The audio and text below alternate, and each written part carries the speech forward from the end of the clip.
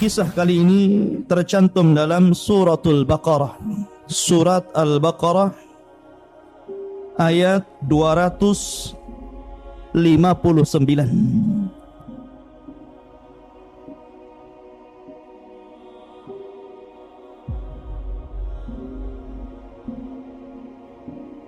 Ma'asyiral muslimin rahimani wa rahimakumullah. Ayat ini menjelaskan tentang kisah yang sangat menakjubkan. Karena kisah ini menunjukkan tentang qudratullah, kekuasaan Allah subhanahu wa ta'ala yang luar biasa. Tentunya bagi orang-orang yang beriman dan mau memikirkan ayat-ayatnya. Allah subhanahu wa ta'ala berfirman, "Au kalladzi marra ala qaryah." Atau seperti orang yang lewat di sebuah desa qaryah, wa hiya khawiyatun ala urushiha. Desa ini atau kota ini hancur lebur sehingga tidak berbekas lagi. Mungkin Batam seperti Batam hancur semuanya. Tidak ada bangunan, tidak ada pepohonan, semuanya hancur sampai ke akar-akarnya. Siapa yang menghancurkan desa ini atau kota ini? Dan kota ini adalah kota Palestina di sekitar Baitul Maqdis. Dahulu ada kota yang sangat ramai, yang sangat indah. Akan tapi Allah subhanahu wa ta'ala hancurkan lewat seorang raja yang membantai seluruh Bani Israel yang ada di sekitar Baitul Maqdis. Siapa dia? Bukhtun Nasr. Sudah saya katakan bahwa ada 4 raja yang kekuasaannya hampir meliputi dunia. Salah satunya Sulaiman yang beriman. Kemudian juga Dzulqarnain. Ini 2 raja yang beriman kepada Allah Azza wa Jalla. Dzulqarnain dan Sulaiman berhasil menguasai sebagian besar dunia. Kemudian yang 2 kufur.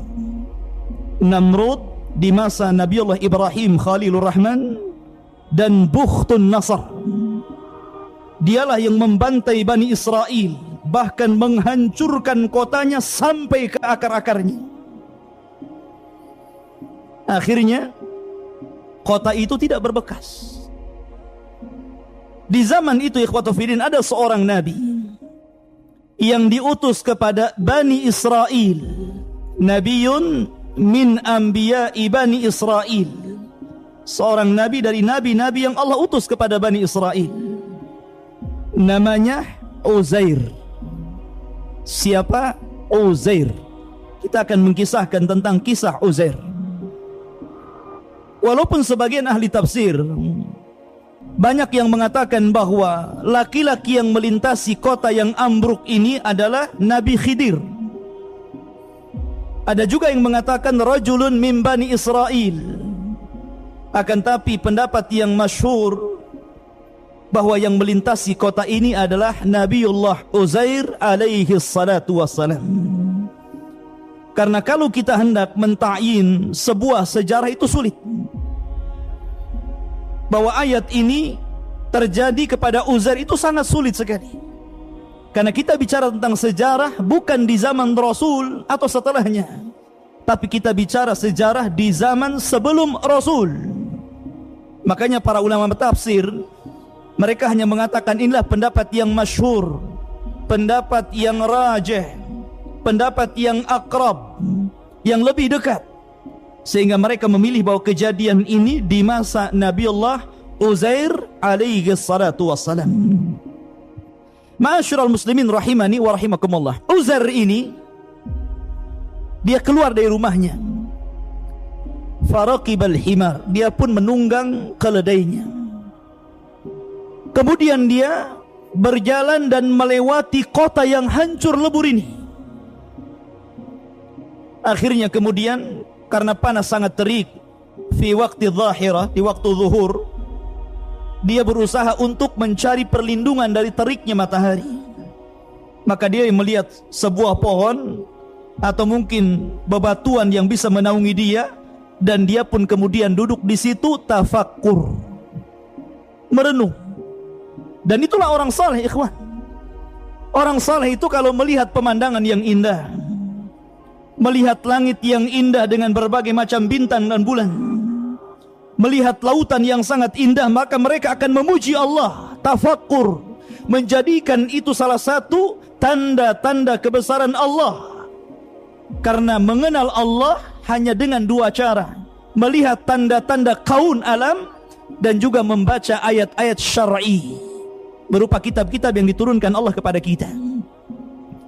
Lah Uzair ini termenung melihat kota yang dahulunya hijau, dahulunya ramai, dahulunya penuh dengan bangunan, tiba-tiba dihancurkan Bukhtun Nasr sampai ke akar-akarnya. Mungkin kalau kita melihat sekarang, mungkin seperti di Suriah, Anda bisa melihat kerusakan kota yang luar biasa. Dihancurkan, dibom, diborbardir, hancur lebur. Sehingga Uzair termenung melihat kota yang hancur sampai ke akar-akarnya ini. Sehingga kemudian dia mengatakan, bagaimana Allah subhanahu wa ta'ala bisa mengembalikan kota itu? Bagaimana mungkin Allah subhanahu wa ta'ala mampu mengembalikan kota ini? Tentu kalimat ini bukan karena syak keraguan Uzair. Mustahil, dia seorang nabi meragukan Allah subhanahu wa ta'ala mampu membangkitkan kota yang mati. Tapi ini beliau ingin tafakkur, bagaimana mungkin kota ini bisa bangkit lagi. Dan itu bisa terjadi kepada kita. Seperti antum melihat kota peperangan sampai hancur gitu kan. Mungkin antum berpikir, kapan nih kota ini kembali seperti semula? Seperti itulah kalimat Uzair. Maka akhirnya Allah subhanahu wa ta'ala ingin membuktikan bahwa dia ala kulli syai'in qadir. Atas segala sesuatu Allah maha mampu. Tidak ada yang mustahil bagi Allah subhanahu wa ta'ala. Maka Allah subhanahu wa ta'ala katakan, qala anna yuhyi hadhihi Allahu ba'da mautiha. Uzair mengatakan, anna yuhyi hadhihi Allah, bagaimana mungkin Allah subhanahu wa ta'ala bisa membangkitkan dari kematiannya, dari kehancurannya? Maka Allah subhanahu wa ta'ala kemudian mengirim malaikat maut. Ada sebagian di masyarakat yang mengatakan nama malaikat maut itu dengan sebutan Israel. Ini tidak benar, ikhwan. Karena hadis Rasul ataupun Al-Quran tidak menyebutkan nama tentang siapa nama malakul maut, malaikat yang mencabut ruh atau kematian. Al-Quran hanya mengatakan malakul maut, malaikat kematian. Begitu juga hadis mengatakan malakul maut, tidak dikatakan Israel. Israel ini istilah Bani Israel yang tidak jelas juntrungannya. Maka kita katakan sebagaimana Al-Quran mengatakan, qul yatawaffakum malakul mautil lati wukila bikum. Allah hanya mengatakan apa? Malakul maut di sini. Maka malakul maut datang ketika itu Uzair, ikhwatu fiddin, sebelum dicabut ruhnya oleh malaikat maut ini, dia membawa bekal dari rumahnya. Dia membakal tin. Tin itu buah yang ma'ruf di Arab. Kemudian inab. Inab itu anggur yang biasa diperas untuk asir, untuk jus gitu kan. Kemudian membawa beberapa bejana. Maka Uzair pun sebelum dicabut ruhnya, dia sempat memakan buah tin dan memeras inab tadi, kemudian meminumnya, kemudian beristirahat dari teriknya matahari sambil termenung. Disitulah malakul maut datang, faqabidha ruhuhu, maka ruhnya siapa? Uzair ini dicabut oleh malaikat maut, ditidurkan oleh malaikat maut. Makanya Allah katakan fa'amatahu Allahu, maka Allah wafatkan dia, Allah tidurkan dia. Berapa lama? Mi'ata amin, 1 abad lamanya. Ada orang yang tidur 1 abad? Antum tidur sehari semalam udah capek. Tidur saja bisa capek. Ini tidur 100 tahun. Dan 100 tahun dia tidur, ikhwatu fiddin, tidak ada yang berubah jasadnya. Aneh kan? 100 tahun Allah wafatkan, Allah tidurkan, jasadnya tidak berubah sedikit pun. Makanya ketika terjadi banjir besar di Arab Saudi, yang kemudian menghantam kuburan 70 syuhada Uhud, karena kita tahu bahwa kuburan dari padang pasir tentu berbeda dengan kuburan dari tanah liat kan, mudah dihempas air. Apa yang terjadi? Seluruh jasad para sahabat ngapung ke atas. Ya subhanallah ikhwan, tidak ada jasad yang berubah. Bahkan mereka mengenali jasadnya Hamzah yang ketika itu dibedel perutnya oleh siapa? Hindun. Dan diambil ususnya, dibuat anting-anting dan kalung karena dendamnya kepada Hamzah. Jadi bekas sayatannya nampak di situ. Akhirnya kemudian jasad syuhada Uhud dipindah ke atas, ke Bukit Ainain, yang dahulunya di zaman peperangan Uhud, bukit itu adalah bukit yang diperuntukkan untuk 40 pemanah yang Nabi SAW percayakan kepada mereka. Kemudian pemanah ini turun, kemudian terjadi kekalahan oleh pasukan Quraisy yang dipimpin oleh Khalid ibn Walid sebelum beliau masuk Islam. Tapi ini tidak mustahil bagi Allah, ikhwan. Allah membiarkan jasad itu 100 tahun dan tidak berubah. Luar biasa kekuasaan Allah subhanahu wa ta'ala. Kemudian malaikat setelah 100 tahun, summa ba'athah, tiba-tiba ruhnya ditiupkan kembali, kemudian dia terbangun sebelum matahari terbenam. Jadi dia seolah-olah tidur zuhur, bangun sore. Dia sangka cuma beberapa jam saja, padahal dia tertidur 100 tahun. Maka malaikat yang menjelma manusia mendatangi siapa? Uzair ini. Kemudian bertanya, kam labista, sudah berapa lama kau tidur di sini? Maka dia menjawab, labistu yauman au ba'da yaum. Mungkin aku tidur sehari atau mungkin setengah hari. Padahal sudah tidur 100 tahun. Dia katakan apa? Mungkin aku tertidur 1 hari atau setengah hari saja. Keajaiban ikhwan, Allah ala kulli syai'in qadir. Kemudian malaikat itu mengatakan, qala bal labista mi'ata amin. Tidak, kau sudah tertidur 100 tahun wahai Uzair. Uzair bingung, mana mungkin? Ya kan? Karena apa? Karena Allah subhanahu wa ta'ala membangunkan dia sebelum matahari terbenam. Ketika dia tidur, Allah cabut ruhnya ketika waktu duhur, kemudian Allah tiupkan ketika sebelum terbenam. Jadi dia sangkanya separuh hari saja dia tidur. Maka malaikat itu mengatakan, fangdur ila ta'amika, lihatlah makananmu wahai Uzair, wa syarabika, dan minumanmu. Lihat minumanmu dan makananmu. Lihat buah tin yang kau bawa, lihat inab, anggur yang kau bawa, dan minuman perasan anggur yang kau peras. Lam yatasannah, tidak berubah sedikit pun. Itu yang membuat Uzair apa? Seolah-olah tidak tidur lama. Kalau 100 tahun sudah berubah warna, minimalnya sudah nggak ada makanan itu. Jangankan 100 tahun, antum nyimpen anggur saja 1 hari itu sudah berubah. 2 hari sudah kering, 3 hari sudah dimakan tikus. Artinya bahwa itulah dunia, ya taghayyar, berubah. Dunia ini akan senantiasa berubah. Makanya ketika Allah subhanahu wa ta'ala mensifatkan sorga itu tidak berubah. Allah katakan dalam Al-Quran, masalul jannati allati wu'idal muttaqun. Permisalan sorga yang Allah peruntukkan untuk orang-orang yang bertakwa, fiha, di dalamnya apa? Anharun min ma'in ghairi asin. Air yang tidak pernah berubah, tidak pernah berubah bentuknya, tidak pernah berubah rasanya. Di dunia ikhwan, hatta 1 botol ini, kalau kita biarkan 1 tahun, dia akan berubah. Tidak mungkin tidak berubah di dunia. Apa yang tidak berubah? Akan berubah. Di dunia akan berubah. Makanya di sorga tidak berubah. wa anharun min labanin lam yataghayyar ta'muh. Bahkan ada satu aliran susu yang tidak pernah berubah rasanya. Di dunia pasti berubah.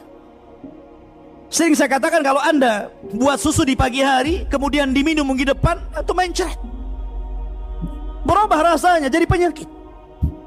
Tapi di sorga tidak berubah. Tapi di sini Allah Subhanahu wa ta'ala menjadikan itu tidak berubah untuk sebagai apa? Tanda-tanda kebesaran Allah. Allah ala kulli syai'in qadir. Allah atas segala sesuatu maha mampu, ikhwan. Tapi lihat, yang menjadikan ikhwatu fiddin yang dimuliakan Allah Azza wa Jal, bahwa Uzair baru dia paham bahwa dia tertidur 100 tahun, kalimat setelahnya malaikat ini mengatakan, wangzur ila himarika, lihat di mana keledaimu sekarang. Keledaimu sudah tidak ada lagi. Uzair tidak melihat keledainya kemana, padahal keledai itu ditambat di dekat peristirahatan dirinya. Tiba-tiba Allah Subhanahu wa ta'ala meniupkan roh, meniupkan angin, meniupkan rih, meniupkan angin. Kemudian angin ini mengumpulkan tulang-tulang keledai yang sudah hancur, kemudian merangkai satu-satu tulangnya. Datang tulang kaki, tulang perut, tulang iga, buntutnya, kepalanya gitu kan. Berbentuk tulang dulu. Dan tulang itu berbentuk seekor keledai. Makanya Allah mengatakan, wangzur ilal idham, lihatlah kepada tulang-tulang keledai itu. Kaifa nunsizuha, bagaimana kami merangkainya. Tiba-tiba di hadapan Uzair ini, keledai itu terangkai. Tulang-tulangnya tiba-tiba berdatangan terangkai sendiri. Kemudian summa naqsuha lahma, tiba-tiba dagingnya bermunculan. Kemudian daging itu melekat di tulang-tulang tadi. Kemudian menjadilah seekor keledai Uzair. Dan ketika keledai itu ditiupkan roh, maka keledai itu langsung menghadap langit, kemudian berteriak dan menyangka seolah-olah kiamat telah datang. Maka dari sini ikhwatu fiddin yang dimuliakan Allah Azza wa Jal, Allah katakan, falamma tabayyana lahu, ketika sudah jelas bagaimana kuasa Allah, Allah mampu menghidupkan yang mati menjadi hidup. Maksudnya apa? Maksudnya Allah ingin menjelaskan kepada Uzair, jangan lagi keledai yang sudah meninggal, yang sudah tidak ada tulang belulangnya, kemudian Allah satukan kembali tulangnya, kemudian Allah bungkus dengan daging, kemudian Allah tiupkan ruh. Jangan lagi keledai, kota yang hancur sekalipun Allah sanggup untuk menghidupkan kembali. Itu maksudnya. Allah mampu menghidupkan kota yang hancur. Kenapa? Qala a'lamu, sekarang baru aku tahu, kata Uzair, annallaha ala kulli syai'in qadir, bahwa Allah atas segala sesuatu maha mampu. Sesuatu yang kita anggap mustahil, tapi mungkin bagi Allah Subhanahu wa ta'ala. Akhirnya Uzair pun dia pulang ingin melihat rumahnya. Diambil keledainya, kemudian naik keledai. Kemudian sudah berubah kondisinya. Orang-orangnya sudah berubah karena sudah 100 tahun. Kalau antum ditidurkan 100 tahun, kemudian antum dibangunkan, mungkin kawan-kawan antum sudah nggak ada. Mungkin sudah beralih generasi kan gitu. Begitu juga Uzair melihat, mana kawan-kawannya sudah tidak ada. Generasinya sudah berbeda, kondisinya sudah berbeda, kotanya sudah hidup kembali, penuh dengan pepohonan, rindang, hijau, pertanian dan begitu seterusnya. Tapi Uzair masih mengetahui alamat rumahnya. Berangkatlah dia ke rumah. Kemudian ikhwatu fiddin yang dimuliakan Allah Subhanahu wa ta'ala, sesampainya di rumah Uzair melihat ada nenek-nenek yang sedang menyapu rumahnya. Kemudian Uzair alaihi salatu wassalam bertanya kepada orang tua ini. Nenek tua renta ini mengatakan, yang sudah buta, sedang memegang sapu. Dan Uzair mengatakan, aina baitu Uzair, di mana rumahnya Uzair? Kemudian wanita tua ini mengatakan, walima tas'al ya rajul, kenapa kau bertanya tentang rumahnya Uzair? Bukankah Uzair sudah tidak ada lagi? Uzair ikhtafa mundu mi'ati sanah wala yadri ahadun aina dhahab. Uzair sudah nggak ada. Dia sudah hilang 100 tahun, entah kemana dia perginya. Orang-orang menyangka dia sudah mati. Kenapa kau tanya tentang rumahnya Uzair? Inilah rumahnya Uzair. Maka Uzair mengatakan, ana Uzairun, sayalah Uzair. Maka wanita itu heran, ikhwan. Gak mungkin ini Uzair. Uzair udah gak ada. Uzair sudah hilang 100 tahun. Kamu ngaku-ngaku Uzair ya? Akhirnya ikhwatu fiddin yang dimuliakan Allah Azza wa Jalla, ana Uzair, saya Uzair. Maka wanita itu mengatakan, tidak, Uzair adalah rajulun saleh, laki-laki yang sangat saleh, yang kami kenal kesalehannya. Rupanya nenek ini adalah jariyahnya, pembantunya, budaknya. Jadi ketika Uzair keluar dari rumahnya, usianya ketika itu 40 tahun. Sementara jariyahnya, pembantunya itu 20 tahun. Sehingga jariyahnya usianya sudah 120 tahun. Dan Uzair usianya sudah 140 tahun. Sudah tua. Allah berikan usia yang panjang kepada budaknya ini. Akhirnya ikhwatu fiddin yang dimuliakan Allah Azza wa Jalla, dia mengatakan, setahu saya Uzair itu orang saleh. Dia adalah nabi. Dia sanggup menyembuhkan penyakit buta. Kalau engkau Uzair, berdoalah kepada Allah Azza wa Jalla, sembuhkan kedua mataku. Maka Uzair pun berdoa kepada Allah Subhanahu wa ta'ala. Akhirnya Allah menyembuhkan kedua mata nenek itu. Ketika sembuh dan melihat Uzair, baru dia terperanjat, anta Uzair? Kamu Uzair? Karena Uzair lebih muda daripada nenek tadi. Kan belum berubah Uzair itu, cuman usianya saya sudah panjang. Kamu Uzair? Loh, kamu pembantu saya, Kevin. Ya. Kuasa Allah Subhanahu wa ta'ala, ikhwan. Ya. Akhirnya wanita tua ini pun mengajak Uzair kepada kaumnya dan mengatakan, Uzair telah datang. Yang dulu hilang Uzair sudah ada. Sampai putranya Uzair waktu itu sudah tua juga. Justru anaknya lebih tua dari bapaknya, karena bapaknya tidak berubah gitu kan. Ya. Kalau kamu adalah Uzair bapakku memiliki tanda di katifnya di sini. Akhirnya diberitahu, subhanallah, betul dia adalah Uzair. Mendengar Uzair hidup lagi, ikhwatu fiddin, maka orang-orang Yahudi Bani Israel, mereka berdatangan kepada Uzair. Karena ketika itu ikhwatu fiddin yang dimuliakan Allah Azza wa Jalla, yang paham tentang atau yang menyembunyikan, yang menyimpan kitab Taurat peninggalan Nabi Musa alaihi salatu wassalam adalah Uzair. Jadi ketika itu hancur lebur kota itu, maka kitab Taurat itu hilang, entah kemana. Sehingga akhirnya orang-orang Yahudi Bani Israel ini meminta kepada Uzair agar mengajarkan kepada mereka kitab Taurat. Akhirnya Uzair pun mencari kitab Taurat yang pernah disimpannya, tapi Allah takdirkan hilang kitab itu. Ada yang mengatakan sudah rusak. Akhirnya mereka meminta agar Uzair membacakan kepada mereka Taurat dari hafalannya. Akhirnya Allah Subhanahu wa ta'ala menakdirkan Uzair ini diberikan hafalan yang luar biasa. Dia mampu menghatamkan dan menghafalkan kitab Taurat dari awal sampai akhir. Dia membacakan kitab Taurat, padahal kitab itu sudah tidak ada lagi. Dari sinilah orang-orang Yahudi tersesat. Kenapa?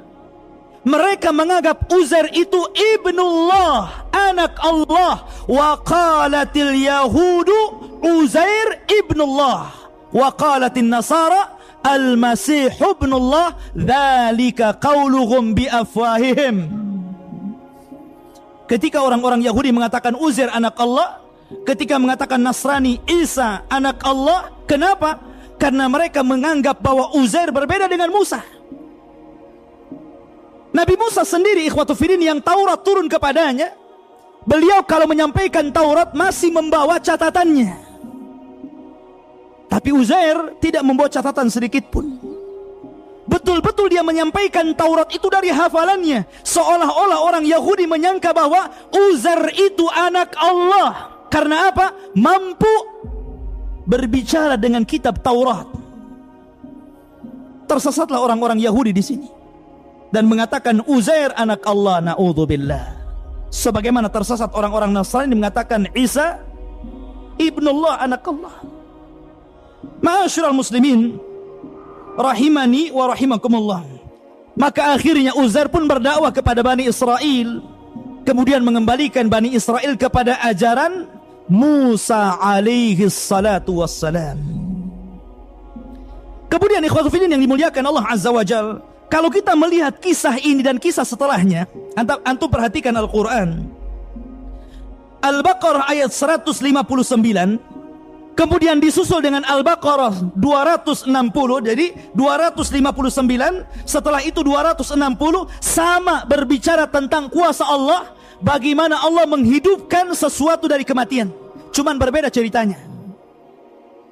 Kalau 259 itu bercerita tentang Uzair, tapi kalau 260 berbicara tentang Ibrahim. Ketika Ibrahim alaihi salatu wassalam mengatakan, wa idh qala Ibrahimu rabbi arini kaifa tuhyil mauta. Ketika Ibrahim berkata, ya Rabb, perlihatkan kepada aku bagaimana engkau menghidupkan kematian. Qala, maka Ibrahim mengatakan, awalam tu'min, kamu kurang beriman kepadaku wahai Ibrahim? Qala bala, tidak. Walakin liyatma'inna qalbi, supaya aku lebih tenang. Maka Allah subhanahu wa ta'ala katakan kepada Ibrahim, fakhud arba'atan minat tayr, ambil 4 burung, fasuruhunna ilaika, kemudian potong-potong burung itu, summa ja'al ala kulli jabali minhunna juz'ah, kemudian letakkan bagian-bagiannya di setiap gunung. Kamu letakkan kepalanya di sana, kakinya di sana, ekornya di sana, terserah. Kemudian sommad'uhunna, kemudian panggillah mereka, ya'tinaka sa'ya, maka mereka akan mendatangi kamu dengan bersegera. Allah mengembalikan burung-burung yang sudah dipotong-potong Ibrahim itu menjadi kembali, kemudian ditiupkan roh, kemudian datang kepada Ibrahim alaihi salatu wassalam, wa'lam annallaha azizun hakim, ketahuilah Allah maha perkasa dan Allah maha bijaksana. Ikhwan, 2 kisah ini yang beruntun, bagaimana Allah subhanahu wa ta'ala menghidupkan sesuatu dari kematiannya. Kenapa ayat ini Allah letakkan secara beruntun? Karena ayat 258 itu bercerita tentang Namrud. Namrud mengaku Tuhan, mampu menghidupkan orang mati, mampu mematikan orang hidup, tapi dengan cara dia. Kata Namrud, datangkan 2 tawanan. Kata Namrud, yang satu ini memang diponis mati, segerakan dia, bunuh dia atas perintah saya. Maka dibunuhlah satunya. Lihat, saya bisa mematikan orang ini. Yang satu ini divonis bebas, kamu gak saya bunuh, kau pulang saja, saya bisa menghidupkan dia. Itulah cara Namrud mengaku bahwa dia Tuhan, bisa menghidupkan manusia dan mewafatkan manusia. Tapi ikhwatu fiddin, Allah Rabbul Alamin, Rabbuna wa Rabbukum, Rabb kita dan Rabb kalian semuanya, bukan begitu caranya. Namrud tidak bisa seperti yang Allah lakukan, membunuh dulu kemudian menghidupkan kembali. Bahkan jasad yang sudah terpotong-potong mampu Allah subhanahu wa ta'ala hidupkan. Ini semua tanda kebesaran Allah, semua tanda kekuasaan Allah, agar kita semakin beriman kepada Allah subhanahu wa ta'ala. Ma'asyiral muslimin, para pemirsa dimanapun Anda berada, kita mulai kisah ini dari sebuah kota pada kerajaan Romawi kuno bernama Absus, di mana rajanya namanya Dakianus. Kisah Ashabul Kahfi terjadi di 2 periode kekuasaan. Kekuasaan yang pertama adalah kekuasaan yang para manusianya mereka menyembah berhala dan bintang-bintang serta matahari. Dan kekuasaan periode kedua, pemerintah yang bertauhid kepada Allah Subhanahu wa taala. Maka kisah Ashabul Kahfi terjadi di dua kurun kekuasaan. Ma'asyiral muslimin yang dimuliakan Allah Subhanahu wa taala. Adapun waktunya, sebagian ahli tafsir mengatakan bahwa kisah Ashabul Kahfi ini terjadi setelah wafatnya Nabi Musa alaihi salatu wassalam dan sebelum lahirnya Isa bin Maryam, nabi terakhir dari nabi-nabi Bani Israel. Artinya Ashabul Kahfi ini masih menganut agama Yahudi dan berpegang kepada Taurat. Dari mana kita tahu bahwa sejarah ini terjadi setelah Nabi Musa alaihi salatu wasallam dan setelah Isa bin Maryam dan sebelum Isa bin Maryam? Di zaman Nabi sallallahu alaihi wasallam, orang-orang musyrik mereka berusaha untuk menjegal dakwah Nabi sallallahu alaihi wasallam dengan berbagai macam upaya, dengan berbagai macam siasat. Salah satunya adalah pembesar-pembesar musyrik ini datang dari Mekah ke kota Yathrib karena tahu bahwa di Yathrib itu banyak orang-orang Yahudi. Ada Yahudi Bani Qunaiqah, ada Yahudi Bani Quraidah, ada Yahudi Bani Nadir. Dan mereka tahu bahwa agama Yahudi adalah agama yang diturunkan padanya kitab. Sehingga mereka orang-orang musyrik ingin bertanya soal kenabian dan kerasulan Muhammad sallallahu alaihi wasallam. Datanglah mereka ke Yathrib yang belakangan disebut Madinah.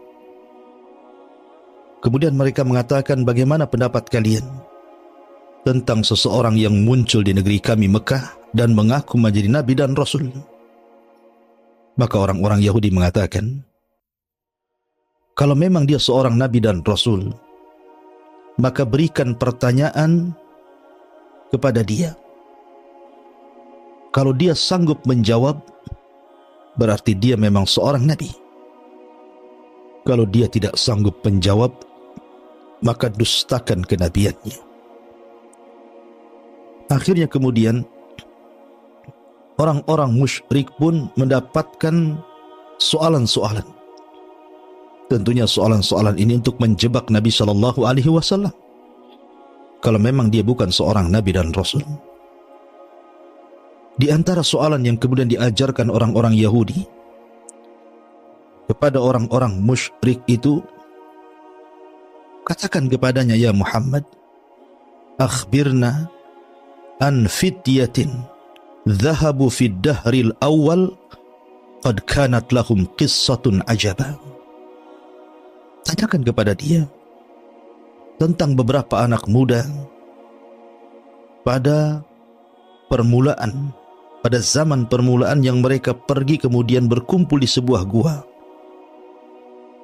di mana mereka memiliki kisah yang sangat menakjubkan. Kabarkan kepada kami, siapakah anak-anak muda itu? Kemudian yang kedua, wa an rajulin kana tawafan qad balagha masyariqal ardi wa magharibiha. Kemudian tanyakan pula tentang seorang raja yang berkeliling dunia sampai ujung barat dan timur. Siapakah dia? Bagaimana kabarnya? Kemudian yang ketiga tentang roh. Katakan kepada dia seperti itu.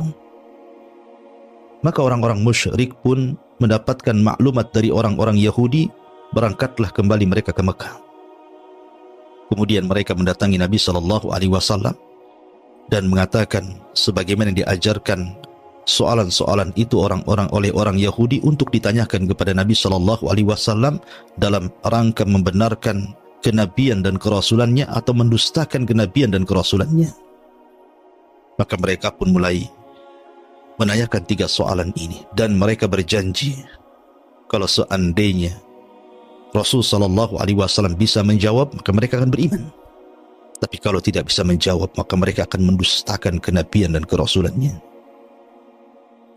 Setelah kemudian datang dan bertanya 3 soalan itu, Nabi SAW akhirnya mengatakan, ukhbirukum bima sa'altum anhu ghadan. Kata Nabi SAW, baik, saya akan habarkan kepada kalian apa yang kalian tanyakan kepadaku, tapi jawabannya besok. Subhanallah, Allah takdirkan Rasulullah SAW lupa mengucapkan insya Allah. Setelah itu kemudian mereka berpaling. Maka Nabi SAW tidak mungkin menjawab sembarangan, menjawab dengan akalnya, dengan pemikirannya. Bagaimanapun dia seorang Nabi dan Rasul harus menunggu wahyu. Wa ma yantiqu 'anil hawa in huwa illa wahyun yuha. Dia tidak pernah bicara dengan akalnya, dengan hawa nafsunya, karena dia hanya bicara dengan wahyu yang diwahyukan kepadanya. Walau taqawwala 'alaina ba'dal aqawil la akhadna minhu bil yamin thumma laqata'na minhu al watin. Kalau engkau, wahai Muhammad, berbicara sekehendakmu, berdusta atas nama Allah Subhanahu wa taala, kami akan tarik tangan kananmu, kami akan potong urat nadimu. Itulah ancaman Allah kepada Nabi sallallahu alaihi wasallam. Maka Nabi sallallahu alaihi wasallam tetap menunggu Jibril sebagai jawabannya. Allah takdirkan 1 hari Jibril tidak datang, 2 hari, 3 hari, sampai berlanjut kepada 15 hari. Jibril tidak kunjung turun untuk memberikan jawabannya sebagai wahyu. Maka penduduk Mekah pun heboh. Mereka mengata-ngatakan dengan sesuatu yang tidak layak dikatakan kepada Nabi SAW. Sampai-sampai mereka mengatakan, wa'adana Muhammadun ghadan wal yawma 15 lailatan. Katanya Muhammad menjanjikan besok jawabannya, sekarang sudah sampai 15 hari, 15 malam. Qad asbahna minha la yukhbiruna bi syai'in mimma sa'alnahu anhu. Tapi tidak ada kunjung jawaban dari beliau. Jangan-jangan dia adalah seorang nabi palsu ataupun seorang rasul palsu. Mendengar desas-desus orang-orang mengatakan sesuatu yang tidak layak dikatakan kepada seorang nabinya, ahzana Rasul sallallahu alaihi wasallam. Mereka membuat sedih Nabi sallallahu alaihi wasallam, dan sesaklah dada Nabi sallallahu alaihi wasallam karena tidak kunjung ada jawabannya. Sampai pada waktunya ketika Nabi SAW sudah mulai sedih, sesak dadanya, apa yang dibicarakan oleh penduduk Mekah, dari sinilah kemudian Jibril turun, kemudian menurunkan surah Al-Kahfi yang menceritakan tentang Ashabul Kahfi. Yang dimaksud anak-anak muda pada zaman yang awal-awal dulu yang kemudian bersembunyi di gua karena kezaliman rajanya, maka mereka adalah Ashabul Kahfi. Kemudian diceritakan secara global dalam suratul Kahfi, dan ini pula yang menjadikan sebab nuzulnya surah Al-Kahfi. Dari sini kita tahu, ketika orang-orang musyrik datang kepada orang Yahudi, berarti zaman peristiwa Ashabul Kahfi itu di zaman agama Yahudi setelah wafatnya Musa, sebelum Isa. Sebab kalau seandainya peristiwa ini terjadi setelah wafatnya Isa bin Maryam, tentu orang-orang Yahudi tidak punya maklumat tentang Ashabul Kahfi. Mereka tidak punya pengetahuan. Ketika mereka memiliki pengetahuan soal itu, maka para ulama beristimbat bahwa kejadiannya setelah Isa bin Maryam, sebelum setelah Musa alaihi salatu wassalam, dan sebelum Isa bin Maryam. Ma'asyiral muslimin yang dimuliakan Allah Subhanahu wa taala, maka Allah Subhanahu wa taala katakan, fala'allaka bakhi'un nafsaka ala atharihim illam yu'minu bihadzal haditsi asafa. Maka barangkali engkau wahai Muhammad akan mencelakakan dirimu karena bersedih hati setelah mereka berpaling, sekiranya mereka tidak beriman kepada keterangan ini, maksudnya Al-Quran.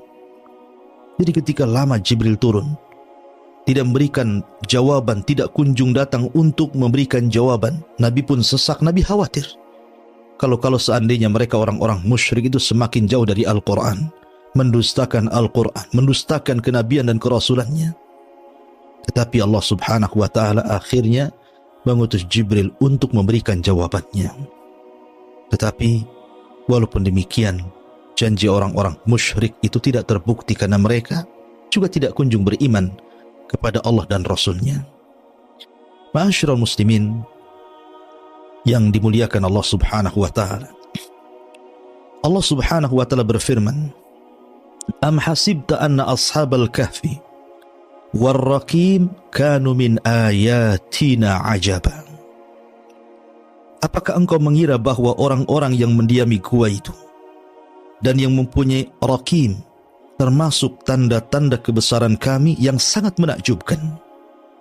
Subhanallah. Ketika Ashabul Kahfi sekali lagi berada di sebuah kota yang namanya Absus, sebagian ahli tafsir mengatakan namanya lain, tapi itu yang masyhur dengan rajanya Dakianus ketika itu. Raja Dakianus ini pada era pemerintahan Romawi kuno dulu adalah seorang penyembah berhala, dan sebagian kaumnya menyembah matahari. Raja yang sangat diktator, memaksakan rakyatnya untuk mengagungkan berhalanya, memaksakan rakyatnya untuk melakukan kesyirikan. Maka siapapun yang tidak tunduk patuh akan perintahnya maka akan ditangkap kemudian dibunuh.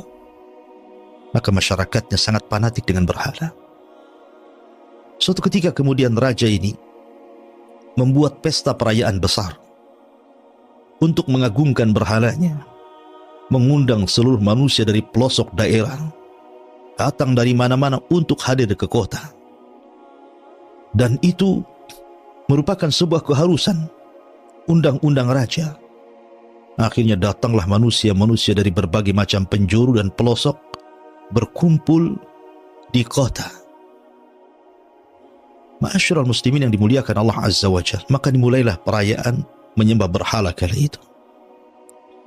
Lah, dari peristiwa ini ada orang-orang yang kemudian tidak setuju dengan perayaan itu, dan mereka adalah anak-anak muluk, abnaul muluk, anak-anak muda, putra-putra dari para pembesar-pembesar kerajaan.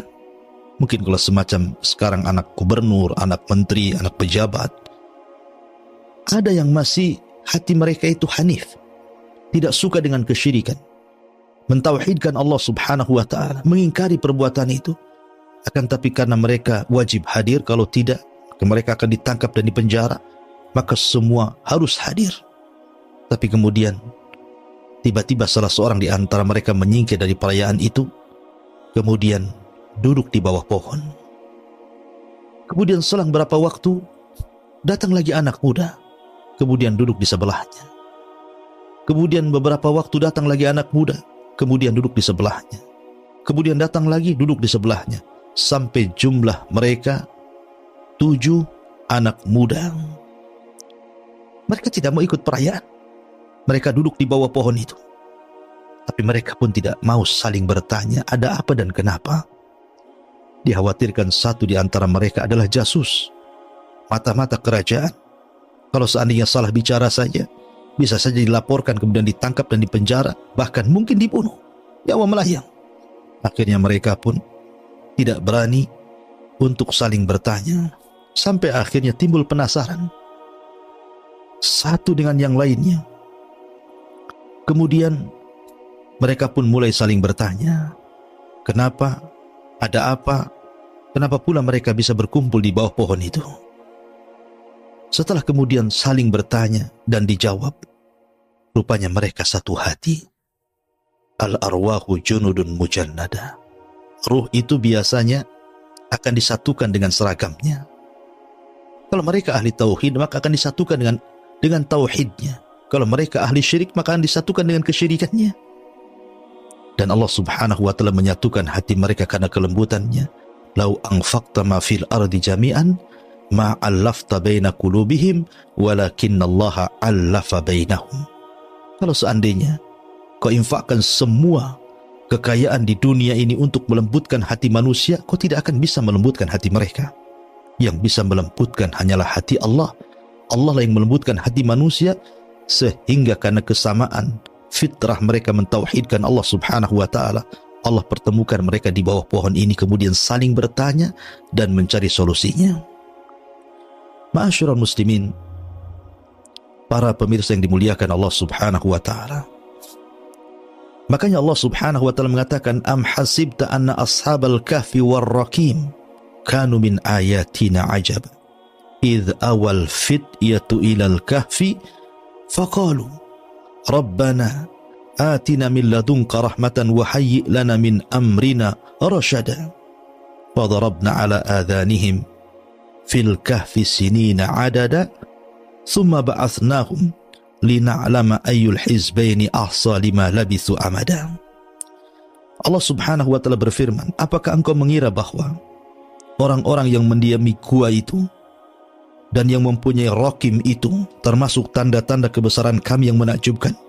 Ingatlah ketika pemuda-pemuda itu berlindung ke dalam gua, lalu mereka berdoa, ya Allah Tuhan kami, berikanlah rahmat kepada kami dari sisimu dan sempurnakanlah petunjuk yang lurus bagi kami dalam urusan kami. Maka kami tiup telinga mereka di dalam gua itu selama beberapa tahun. Ma'asyiral muslimin yang dimuliakan Allah Subhanahu wa taala, ketika anak-anak muda ini berkumpul di bawah pohon, kemudian akhirnya ketahuan bahwa mereka tidak ikut ihtifal perayaan kerajaan. Akhirnya mereka pun ditangkap. Kemudian ditanya, apa gerangan Anda tidak mengikuti perayaan raja kami, menyembah berhala-berhala kami? Subhanallah, Allah berikan keberanian kepada anak-anak muda, dan ini perlu dicontohkan. Ashabul Kahfi bukan nabi, mereka bukan para nabi, mereka bukan para rasul, tapi Allah Subhanahu wa taala berikan kepada mereka ujian seperti yang diberikan para nabi dan rasul. Keteguhan mereka luar biasa. Maka ini pelajaran bagi anak-anak muda di zaman sekarang. Sab'atun yudhilluhumullahu fi dhillihi yawma la dhilla illa dhilluh. Ada 7 golongan yang akan mendapatkan naungan di hari yang tidak ada naungan kecuali naungan Allah Subhanahu wa taala. Syabun nasha'a fi ibadatillah. Anak muda yang tumbuh di atas ibadah dan ketaatan kepada Allah Subhanahu wa taala, seperti Ashabul Kahfi. Mereka disebut fitya.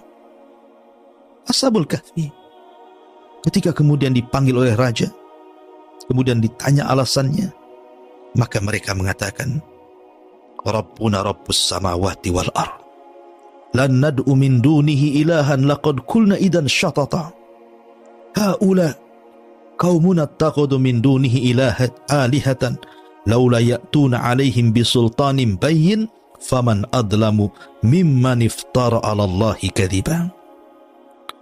Dan kami teguhkan hati mereka ketika mereka berdiri di hadapan sang penguasa zalim, sang penguasa musyrik, kemudian mereka melakukan pembelaan.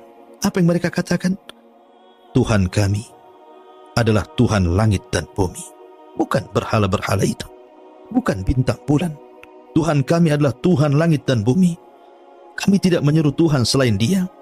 Sungguh, kalaulah kami berbuat demikian, tentu kami telah mengucapkan perkataan yang sangat jauh dari kebenaran.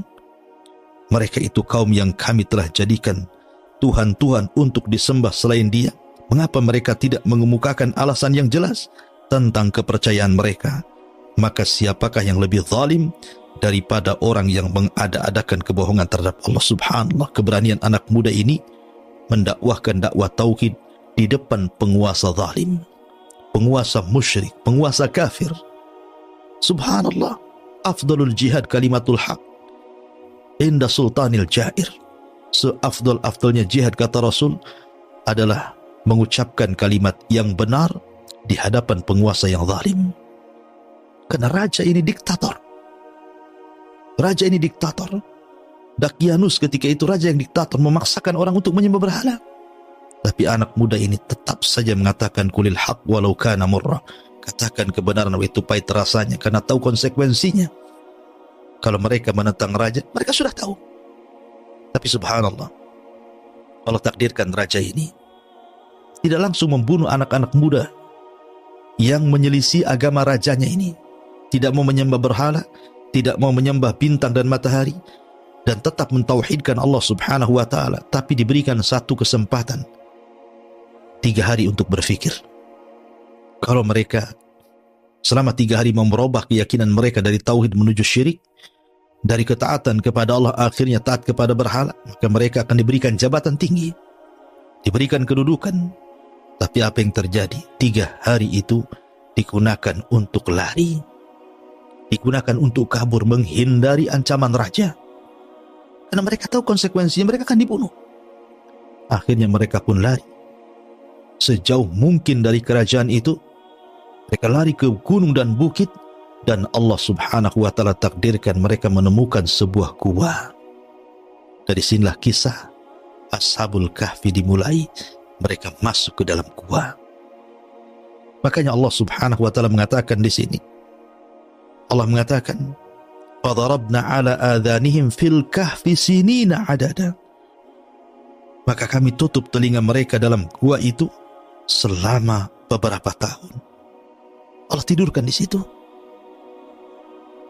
Ma'asyiral muslimin, para pendengar yang dimuliakan Allah Subhanahu wa taala, Al-Kahfi berbeda dengan Al-Ghar. Kalau Nabi SAW ketika tahannut menyendiri sebelum diangkatnya menjadi Nabi dan Rasul selama 3 tahun, di usia 37 sampai di usia 40 tahun diangkat menjadi Nabi dan Rasul, kemudian masuk ke dalam gua, maka gua yang dipakai Nabi SAW bukan Al-Kahfi tetapi Al-Ghar, maka disebut Ghira Hira, gua Hira, karena memang tidak dalam, hanya lubang kecil. Beda dengan Al-Kahfi, ini lubang besar, dalam, maka disebut Al-Kahfi. Jadi gua yang besar, gua yang dalam itu disebut Al-Kahfi.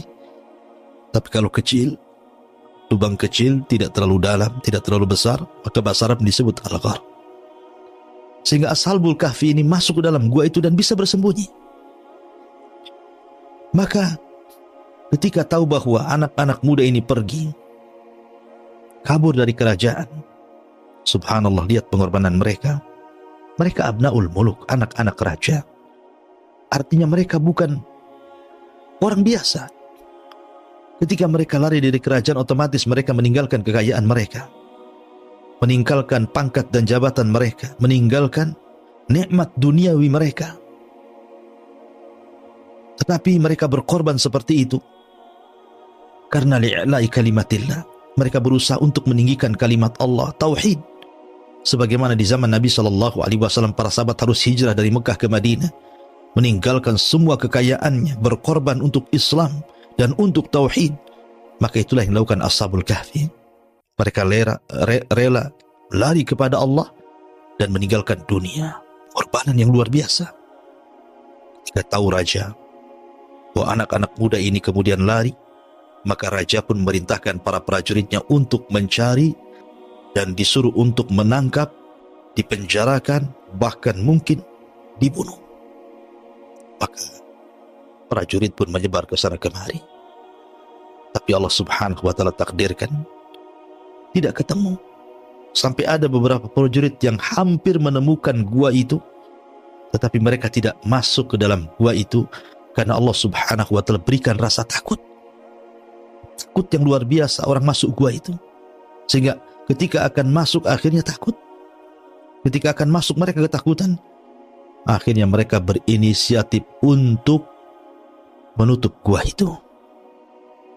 Dan mereka mengatakan kalau memang betul anak-anak muda bersembunyi dalam gua itu, kita tutup saja gua itu biar mereka mati di dalam dan tidak bisa keluar. Ma'asyiral muslimin, para pendengar yang dimuliakan Allah Subhanahu wa taala. Akhirnya kemudian anak-anak muda ini setelah berada dalam gua, tidak bisa keluar karena masalahnya pintunya ditutup. Allah Subhanahu wa taala berfirman, "Wa idh tazaltumuhu wa ma ya'budun illallah fa'wi ilal kahfi yanshur lakum rabbukum min rahmatihi wa yuhayyi lakum min amrikum mirfaqa." Allah Subhanahu wa taala berfirman, dan apabila kamu meninggalkan mereka dan apa yang mereka sembah selain daripada Allah, maka carilah tempat berlindung ke dalam gua. Allah bimbing kemana harus lari mereka. Carilah gua, kata Allah. Maka carilah tempat berlindung ke dalam gua itu. Niscaya Tuhanmu akan melimpahkan sebagian rahmatnya kepadamu dan menyediakan segala sesuatu yang berguna bagimu di dalam urusanmu. Ma'asyiral muslimin yang dimuliakan Allah Azza wa Jalla. Tetapi Allah Subhanahu wa ta'ala melindungi mereka. Karena ini terjadi karena kehendak Allah juga. Allah Subhanahu wa ta'ala ingin membuktikan bahwa ashabut tauhid, para penyerut tauhid, mereka akan menang dan akan bisa mengalahkan kebatilan. Maka Allah Subhanahu wa ta'ala jadikan kisah Ashabul Kahfi ini akan menjadi sebuah kisah yang akan merubah dunia kala itu. Dan akan diceritakan bagaimana pengorbanan mereka, bagaimana jihad mereka melawan kebatilan. Ma'asyiral muslimin yang dimuliakan Allah Azza wa Jalla. Makanya sebagai bukti Allah Subhanahu wa ta'ala kirimkan Raqim. Yang tadi saya katakan di awal, Raqim itu artinya, ada yang mengatakan itu nama lembahnya, ada yang mengatakan Raqim itu nama kotanya, ada yang mengatakan Raqim itu nama anjingnya, ada yang mengatakan Raqim itu nama guanya. Tapi yang rajih wallahu alam, Raqim itu artinya papan yang terbuat dari emas yang Allah kirimkan, kemudian terpampang di pintu gua, kemudian di situ terpampang nama 7 orang yang terdapat dalam gua itu. Itulah Raqim yang Allah Subhanahu wa ta'ala firmankan tadi di awal. Am hasibta anna ashabal kahfi war Raqim kanu min ayatina ajaba. Apakah engkau mengira bahwa orang-orang yang mendiami gua itu dan yang mempunyai Raqim termasuk tanda-tanda kebesaran kami yang menakjubkan? Raqim itu terpampang di pintu gua. Ma'asyiral muslimin, para pendengar yang dimuliakan Allah Azza wa Jalla. Maka Allah Subhanahu wa ta'ala tidurkan mereka dalam gua itu. Dan pintu gua itu tidak semua tertutup, tapi ada cahaya matahari yang masuk. Dan itu bentuk perlindungan Allah Subhanahu wa ta'ala. Karena Allah yang berkehendak. Apa kata Allah? Wa tara syamsa idza tala'at tazawuru an kahfihim dhatal yamin wa idza gharabat taqriduhum dhatal shimal wa hum fi fajwatin minhu dzalika min ayatillah man yahdihillahu fahuwal muhtad wa man yudlil falan tajida lahu waliyyan mursyida. Perlindungan yang pertama, Allah Subhanahu wa ta'ala berfirman, dan engkau akan melihat matahari ketika terbit condong dari gua mereka ke sebelah kanan. Dan apabila matahari itu terbenam, menjauhi mereka ke sebelah kiri, sedangkan mereka berada dalam tempat yang luas dalam gua itu, itulah sebagian dari tanda-tanda kebesaran Allah. Barang siapa diberikan petunjuk Allah, maka dia akan mendapatkan petunjuk. Dan barang siapa yang disesatkan Allah, maka engkau tidak akan mendapatkan seorang penolong yang dapat memberikan petunjuk kepadanya. Subhanallah. Allah Subhanahu wa ta'ala masukkan matahari di waktu terbit dan di waktu tenggelam. Untuk apa? Supaya jangan ada hewan-hewan yang sangat membahayakan masuk ke dalam gua itu. Anda bisa bayangkan kalau gua itu gelap terus, tidak ada cahaya yang masuk, apa yang terjadi? Boleh jadi ular masuk, kalajengking masuk, hewan-hewan yang akan menyakitkan masuk, karena mereka suka di gelap-gelap. Tapi ketika kemudian cahaya matahari masuk, kemudian cahaya matahari saat terbenam juga masuk, maka minimalnya tidak ada hewan yang akan menyakiti orang-orang yang ditidurkan Allah Subhanahu wa ta'ala itu. Dan ini bentuk perlindungan. Lalu kenapa Allah Subhanahu wa ta'ala hanya menyebutkan saat terbit dan saat tenggelam, dan tidak menyebutkan di tengah hari? Karena memang cahaya matahari di siang hari itu tidak menyehatkan. Makanya hanya disebutkan cahaya di pagi hari untuk menyehatkan badan-badan mereka yang sedang tidur, dan cahaya di sore hari untuk menyehatkan badan mereka. Makanya olahraga itu biasanya pagi dan sore. Siang itu tidak baik. Ya. Makanya hanya 2 cahaya matahari yang disebutkan dalam ayat ini. Kemudian pelindungan yang kedua, Allah mengatakan wa tahsabuhum aiqadan wa hum ruqud wa nuqallibuhum dhatal yamin wa dhatal shimal wa kalbuhum basitun dira'aihi bil wasid law ittala'ta 'alaihim lawallaita minhum firaran wa lamuli'ta minhum ru'ba. Allah Subhanahu wa taala mengatakan, dan engkau mengira mereka itu tidak tidur, padahal mereka tidur. Dan kami bolak-balikan mereka ke kanan, dan kami bolak-balikan mereka ke kiri, sedang anjing mereka membentangkan kedua lengannya di depan pintu gua. Dan jika kamu menyaksikan mereka, tentu kamu akan berpaling melarikan diri dari mereka, dan pasti kamu akan dipenuhi rasa takut terhadap mereka. Subhanallah. Pelindungan yang kedua, Allah Subhanahu wa taala tidak membiarkan Ashabul Kahfi yang tertidur itu berdiam diri badannya, karena mereka ditidurkan bukan sehari 2 hari. Mereka ditidurkan 300 tahun ditambah 9 tahun. 309 tahun mereka ditidurkan. Artinya 3 abad lebih mereka ditidurkan. Jadi jasad mereka tidak dibiarkan tertidur tanpa bergerak. Sebab kalau seandainya kemudian mereka tanpa bergerak tidur terus, tentu akan mengalami hal-hal yang tidak diinginkan dari kesehatannya. Tapi kemudian ketika dibolak-balikan ke kanan, ke kiri, ke kanan, ke kiri saat tidur, maka jasad mereka terpelihara dan mereka tidak mengalami pembusukan atau apapun namanya.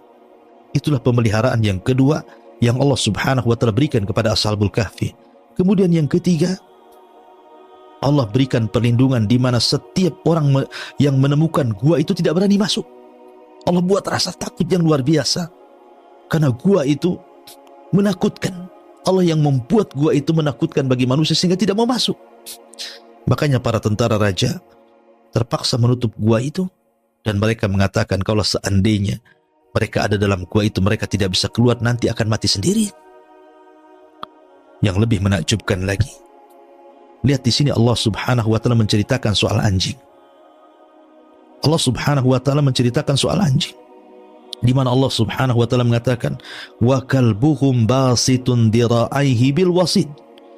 Dan anjing itu dia duduk di depan gua tanpa bergerak, seolah-olah menjaga gua itu. Dan lihat bagaimana Allah Subhanahu wa taala muliakan seekor anjing di sini. Kenapa? Bukankah anjing itu dalam Islam najis? Orang yang memeliharanya tidak akan masuk malaikat rahmat. Orang yang memeliharanya setiap hari pahalanya 2 qirat dikurangi. 2 qirat itu, 1 qirat itu sebesar gunung Uhud. Berarti setiap hari orang yang melihara anjing itu 2 gunung Uhud pahalanya dikurangi. Dan dia binatang najis. Kalau seandainya kena jilatannya saja, dalam Islam disuruh dicuci 7 kali plus dengan tanah. Tetapi kenapa kemudian anjingnya Ashabul Kahfi ini sangat dimuliakan, sehingga setiap Jumat kita baca ayat ini dan selalu menyebut kata anjing di sini. Wa kalbuhum basitun dira'aihi bil wasid.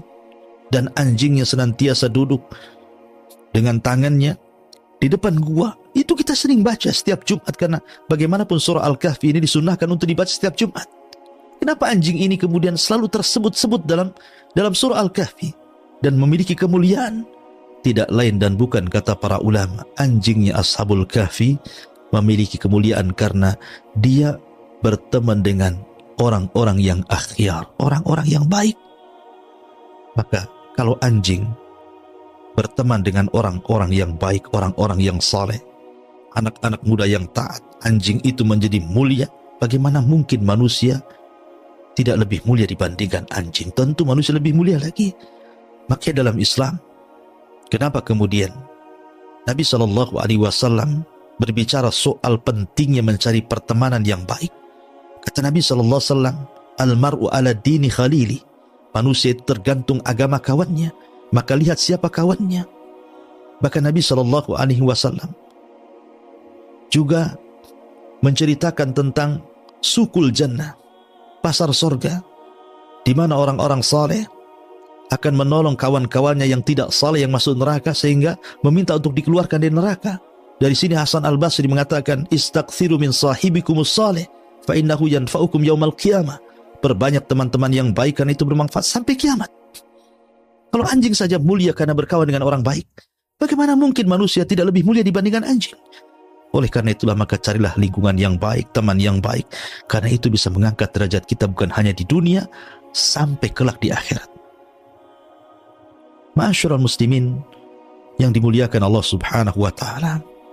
Kemudian Allah Subhanahu wa taala berfirman, "Wa kadzalika ba'atsnahum liyatasaaluna bainahum qala qailun minhum kam labistum qalu labisna yawman aw ba'da yawm qalu rabbukum a'lamu bima labistum fab'atsu ahadakum biwariqikum hadhihi ilal madinati falyanzuru ayyuha azka ta'aman falyatikum birizqin minhu wal yatalattaf wala yush'iranna bikum ahada." Allah Subhanahu wa taala berfirman, dan demikianlah kami bangunkan mereka agar di antara mereka saling bertanya. Salah seorang di antara mereka berkata, "Sudah berapa lama kamu berada di sini?" Mereka menjawab, "Kami berada di sini sehari atau mungkin setengah hari." Berkata yang lainnya, "Tuhanmu lebih mengetahui berapa lama kamu tinggal di sini. Maka suruhlah salah seorang di antara kamu pergi ke kota dengan membawa uang perakmu, dan hendaklah dia lihat manakah makanan yang lebih baik, dan bawalah sebagian makanan itu untukmu, dan hendaklah dia berlaku lemah lembut, dan jangan sekali-kali menceritakan halmu kepada siapapun di luar sana." Ma'asyiral muslimin yang dimuliakan Allah Azza wa Jalla. Setelah kemudian Ashabul Kahfi ini ditidurkan sekian lama, dan Al-Quran menyebutnya 309 tahun, 3 abad lebih mereka ditidurkan. Tiba-tiba kemudian Allah Subhanahu wa ta'ala takdirkan ada seorang penggembala kambing. Penggembala kambing ini melihat cuaca yang kurang baik di luar gua itu. Dia takut dengan kambing-kambingnya. Kemudian tiba-tiba melihat ada gua yang tertutup. Maka dia berusaha kemudian membuka pintu gua itu untuk menyelamatkan kambing-kambingnya dengan membuang satu persatu batu yang kemudian menutupi gua itu. Akhirnya setelah kemudian dia berhasil membuka pintu gua itu, maka dia masukkan kambing-kambingnya di situ. Lah suara-suara kambing itu masuk ke dalam gua. Akhirnya Allah Subhanahu wa ta'ala kembalikan ruh ke dalam jasadnya, ke dalam jasad Ashabul Kahfi, dan semua mereka terbangun. Dari sini kemudian mereka bertanya-tanya kepada yang lainnya, "Sudah berapa lama kita tidur di sini?" Karena ketika mereka tidur itu setelah zuhur, kemudian setelah 3 abad lebih, kemudian mereka dibangunkan setelah asar, sehingga kemudian mereka mengira mereka tidur dari zuhur ke asar. Makanya mereka mengatakan ketika bertanya-tanya, "Wa kadzalika ba'atsnahum liyatasaaluna bainahum qala qailun minhum kam labistum?" Berapa lama kalian tidur? Mereka mengatakan, "Labisna yauman aw ba'da yaum." Oh, boleh jadi kami tidur itu 1 hari atau mungkin setengah hari. Ya. Yang lain mengatakan, "Oh, mungkin lebih." Yang lain mengatakan, "Allah yang tahu." Akhirnya kemudian mereka menyarankan, bagaimana kalau seandainya salah seorang di antara kita keluar membeli makan, kita sudah lapar ini. Ya. Rupanya kemudian ketika salah seorang mereka diutus untuk keluar, berjumpalah dengan seorang penggembala kambing ini. Kemudian diantar ke kota. Tiba-tiba kemudian ketika hendak membeli makan, yang menjual makanan itu tidak kenal mata uang yang dibawa itu. Mata uangnya tidak kenal. Ini mata uang kapan? Karena masalahnya sudah 300 tahun, artinya sudah 3 abad lebih. Tentu sudah berbeda mata uang masalahnya. Bingung. Tapi kemudian akhirnya punya kecurigaan. Dibawalah anak muda ini kepada sang raja, yang ketika itu kebetulan rajanya sudah berubah. Kerajaannya sudah berubah. Agamanya sudah berubah. Yang tadinya mereka menyekutukan Allah dengan menyembah berhala dan matahari, sekarang rajanya betul-betul menyembah Allah, mentauhidkan Allah, taat kepada Allah. Kemudian ketika mendapatkan cerita dari utusan Ashabul Kahfi ini, raja pun senang. Raja pun senang. Dan kaumnya ketika itu ada yang tidak percaya dengan hari kebangkitan. Maka ingin membuktikan kalau di dunia saja, lihat Ashabul Kahfi bisa ditidurkan 3 abad lebih kemudian dibangunkan. maka lebih mudah lagi Allah subhanahu wa ta'ala membangkitkan manusia di hari nanti ketika manusia setelah diwafatkan. Ada kehidupan setelah kematian. Maka raja pun kemudian mengantar anak muda itu untuk menjemput kawan-kawan yang ada di gua. Akhirnya kemudian ketika mereka sudah berjumpa, saling cerita dengan raja, maka raja pun sangat memuliakan karena tahu anak-anak muda ini bukan anak-anak muda biasa dan bukan hidup di zaman mereka. Mereka sudah hidup di zaman dulu, tapi Allah subhanahu wa ta'ala kuasakan mereka tidak menua, sama sekali tidak menua. Sebagaimana ketika mereka tertidur, maka ketika mereka bangun seperti itulah jasad mereka, tidak dituakan Allah subhanahu wa ta'ala. Dan ini mukjizat, ini keanehan, karamah bagi para wali. Ma'asyiral muslimin yang dimuliakan Allah subhanahu wa ta'ala. Maka setelah kemudian mereka pun dimuliakan oleh raja, maka Allah subhanahu wa ta'ala menyebutkan kisahnya kembali. Sayaquluna thalathatun rabi'uhum kalbuhum wa yaquluna khamsatun sadisuhum kalbuhum rajman bil ghaibi wa yaqulun sab'atun wa thaminuhum kalbuhum qur rabbi a'lamu bi'iddatihim ma ya'lamuhum illa qalil fala tumari fihim illa mira'an zahiran wala tastafti fihim minhum ahada. Nanti ada orang yang akan mengatakan jumlah mereka 3 orang dan yang keempatnya adalah seekor anjing. Atau yang lain mengatakan jumlah mereka 5 orang dan yang keenamnya adalah seorang anjing.